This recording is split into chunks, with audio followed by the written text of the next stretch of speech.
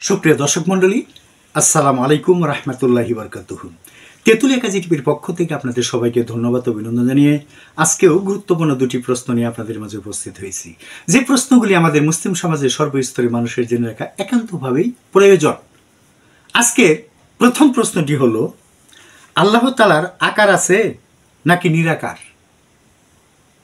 এর উত্তর হলো, মহান আল্লাহ তাআলার কোনো আকার নেই, তিনি নিরাকার। আল্লাহ তাআলা পবিত্র কোরআনে তার সত্তা পরিচয় দিয়েছেন যে লাইসা কামিসলিহি শাইউন, তার সদৃশ্য কিছু নেই। আর তিনি নিরাকার হলে তার অস্তিত্ব বিলুপ্ত হয়ে যায়, এ কথা কেবল পাগলরাই বলতে পারে। কেননা রুহের কোনো আকার নেই, কিন্তু তার অস্তিত্ব বিলুপ্ত হয়নি, বরং তার অস্তিত্ব আছে, সবাই তা স্বীকার করে। তেমনি বাতাসের আকার নেই, তাই বলে কি বাতাসের অস্তিত্বও কি বিলুপ্ত হয়ে গেছে? অতএব কোনো কিছুর আকার না থাকার দ্বারা তার অস্তিত্বহীন হওয়া আবশ্যক নয়। তাই যারা বলে আল্লাহ তাআলা নিরাকার হলে তার অস্তিত্ব বিলুপ্ত হয়ে যায়, তারা পাগল ছাড়া কিছু নয়।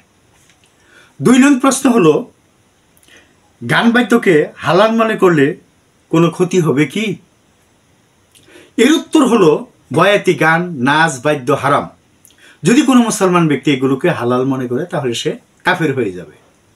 আবার কাওয়ালি গানের দ্বারা যদি হামদে বাড়ি তাআলা ও নাত উদ্দেশ্য হয়, অথবা আল্লাহওয়ালাদের কবিতা উদ্দেশ্য হয়, তাহলে বাদ্যবিহীন ভালো সুরের সাথে শোনা জায়েজ আছে, অন্যথায় জায়েজ নাই।